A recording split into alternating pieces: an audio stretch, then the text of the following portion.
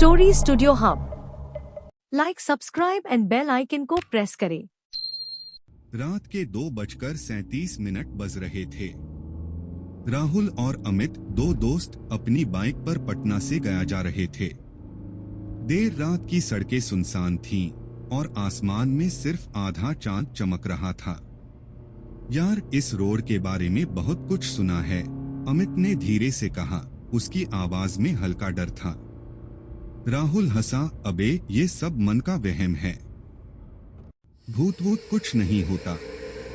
लेकिन जैसे ही उनकी बाइक ने चालाबा रोड पर कदम रखा, माहौल अचानक बदलने लगा। ठंड पहले से ज्यादा महसूस हो रही थी और अजीब बात ये थी कि सड़क पर दूर दूर तक कोई नहीं था। भाई, ये सड़क कुछ ज्यादा ही सुनसान लग रही है, अमित ने धीरे से कहा। राहुल ने कोई जवाब नहीं दिया, लेकिन उसकी भी हथेलियां अब पसीने से भीगने लगी थीं। राहुल ने बाइक की स्पीड थोड़ी बढ़ा दी। तभी अचानक पीछे से एक आवाज आई, रुको। अमित का दिल जोर से धड़क उठा। तूने सुना? अमित ने कांपती आवाज में पूछा। राहुल ने कोई जवाब नहीं दिया। उसने अपनी बाइक की स्पीड और बढ़ा दी, लेकिन आवाज फिर आई, रुको, मत जाओ। इस बार यह और नजदीक से सुनाई दी। राहुल ने कांपते हुए शीशे में देखा, लेकिन पीछे कोई नहीं था। भाई, कुछ गड़बड़ है, अमित लगभग चिल्ला पड़ा। चुप बैठ, दिमाग खराब मत कर, राहुल ने घबराहट में कहा और बाइक की स्पीड और बढ़ा दी। लेकिन अब सड़क बदल गई थी। ऐसा लग रहा था जैसे वे एक ही जगह पर चक्कर काट रहे हों। सड़क का वही मोड़, वही पेड़, वही खंभा बार बार उनके सामने आ रहा था। और तभी वो साया। आगे सड़क पर एक सफेद परछाई खड़ी थी। उसका सिर झुका हुआ था और वह धीरे धीरे उनकी तरफ बढ़ रही थी। राहुल ने ब्रेक मारने की कोशिश की, लेकिन ब्रेक ने काम करना बंद कर दिया। बाइक और तेज होने लगी। रुको, मत जाओ। आवाज अब इतनी पास थी कि ऐसा लग रहा था जैसे कोई उनके ठीक कानों के पास फुसफुसा रहा हो। और अगले ही पल भयानक टक्कर। राहुल ने बाइक को मोड़ने की कोशिश की, लेकिन बाइक सीधे उस परछाई से टकरा गई। जोरदार झटका और फिर घुप अंधेरा, सन्नाटा और फिर वही आवाज। राहुल की आंखें खुली। चारों तरफ अंधेरा था। उसे महसूस हुआ कि वह जमीन पर गिरा पड़ा था। बाइक पास में टूटी फूटी पड़ी थी और अमित कहीं दिखाई नहीं दे रहा था। अमित, अमित, राहुल चिल्लाया, लेकिन कोई जवाब नहीं आया। तभी रुको, आवाज फिर से गूंज उठी। राहुल कांप उठा। उसने धीरे धीरे गर्दन घुमाई और जो उसने देखा उससे उसका खून जम गया। अमित वहां खड़ा था, लेकिन कुछ अजीब था। उसका चेहरा सफेद पड़ चुका था, उसकी आंखें खाली और काली थीं। वह धीरे धीरे राहुल की तरफ बढ़ रहा था। रुको, मत जाओ। राहुल का दिमाग सुन्न हो गया। वह दौड़ने लगा, लेकिन जैसे ही उसने एक कदम आगे बढ़ाया, सब कुछ धुंधला हो गया। कुछ लोग सड़क से गुजर रहे थे जब उन्होंने एक टूटी फूटी बाइक देखी। पास में एक आदमी बेहोश पड़ा था, राहुल। लेकिन अमित का कोई नामो निशान नहीं था। जब राहुल को होश आया तो उसकी आंखों में डर था। अमित कहाँ है? किसी ने पूछा। राहुल ने कांपते हुए जवाब दिया, फिर वही आवाज गूंज रही है, फिर वही आवाज गूंज रही है। लेकिन वहां मौजूद किसी ने भी आवाज नहीं सुनी थी। अभी सब्सक्राइब करें ऐसे हॉरर स्टोरी हर फ्राइडे को सुनने के लिए। Story studio hub.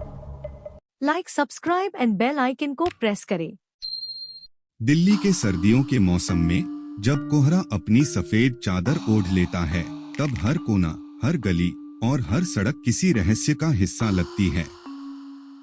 इसी कोहरे में छिपा है एक अजीब और डरावना सच जिसे लोग जानने से भी डरते हैं। लेकिन किसी को सच जानने की जरूरत थी और यही जरूरत विनय को उस रात एक भयानक सफर पर ले गई। विनय एक पत्रकार था। एक दिन उसे अपने न्यूज चैनल से फोन आया। विनय, एक गांव है मंगरोल, सुना है वहां पिछले 2 हफ्तों में 5 लोग गायब हो गए हैं। पुलिस भी कुछ नहीं कर पा रही। कल सुबह तक मुझे तुम्हारी रिपोर्ट चाहिए। विनय जानता था कि यह मौका उसके करियर को बना सकता है। उसने बिना देर किए कैमरा और रिकॉर्डर उठाया और दिल्ली से मंगरोल के लिए निकल पड़ा। मंगरोल गांव में घुसते ही विनय को महसूस हुआ कि यहाँ कुछ अलग है। चारों तरफ सन्नाटा था। कोहरा इतना घना था कि उसे रास्ता तक साफ नहीं दिख रहा था। गांव के लोग अजीब से डरे हुए लग रहे थे। विनय ने गांव के एक बूढ़े से बात करने की कोशिश की। वह डरते हुए बोला, बेटा, यहां से चले जाओ। ये गांव अब भूतों का ठिकाना बन गया है। रात के समय जो लोग बाहर निकलते हैं वे वापस नहीं आते। विनय ने हंसते हुए कहा, चाचा, ये सब अफवाहें होंगी। मुझे सिर्फ सच्चाई पता करनी है। बूढ़ा गुस्से में बोला, सच जानना है तो रात को गांव के बाहर बने तालाब के पास जाना। लेकिन याद रखना, अगर तुम गए तो वापस नहीं आओगे। विनय को बूढ़े की बातों में डर से ज्यादा उत्सुकता महसूस हुई। उसने रात को तालाब के पास जाने का फैसला किया। वह अपने कैमरे और टॉर्च के साथ निकला। तालाब के पास पहुंचकर उसने देखा कि कोहरा वहां और भी घना था। अजीब सी ठंडक उसकी हड्डियों तक पहुंच रही थी। अचानक उसे ऐसा महसूस हुआ जैसे कोई उसे घूर रहा हो। विनय ने कैमरा चालू किया और चारों ओर देखने लगा। तभी उसे कोहरे में एक परछाई नजर आई। वह धीरे धीरे उसकी तरफ बढ़ रही थी। कौन है? कौन है वहां? विनय चिल्लाया, लेकिन कोई जवाब नहीं आया। परछाई अब और करीब आ गई थी। वह इंसानी आकार की थी, लेकिन चेहरा दिखाई नहीं दे रहा था। विनय ने टॉर्च से रोशनी डालने की कोशिश की, लेकिन वह आकृति रोशनी के बावजूद साफ नहीं हो रही थी। अचानक विनय एक चीख सुनी। यह चीख तालाब के अंदर से आ रही थी। उसने झुककर तालाब में झांका। तालाब का पानी धीरे धीरे काला हो रहा था और तभी तालाब के पानी से एक हाथ निकला और विनय की टांग पकड़ ली। वह लड़खड़ाकर गिर पड़ा। परछाई अब पूरी तरह से उसके सामने थी। वह आकृति एक महिला की थी। उसके लंबे बाल चेहरे पर बिखरे हुए थे। उसकी आंखें बिल्कुल सफेद थीं और वह विनय को घूर रही थी। तुम सबने मेरा घर बर्बाद किया, अब मैं तुम्हारी रूहें ले जाऊंगी, उसने एक ठंडी आवाज में कहा। विनय ने भागने की कोशिश की, लेकिन उसके पैर जमीन में जैसे जम गए थे। कोहरा अब उसके चारों ओर लिपट रहा था। उसकी चीखें घने कोहरे में गुम हो गईं। अगले दिन गांव वालों को विनय का कैमरा तालाब के पास पड़ा मिला। कैमरे में जो आखिरी फुटेज थी, उसमें विनय चीख रहा था और कोहरे से घिरा हुआ था।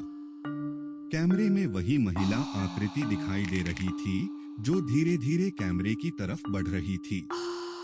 गांव वालों ने वह फुटेज देखकर तय कर लिया कि तालाब को बंद कर देना चाहिए। लेकिन तालाब बंद करने के बावजूद कोहरा गांव से नहीं गया। हर रात उस तालाब के पास से एक महिला की रोने की आवाज आती है।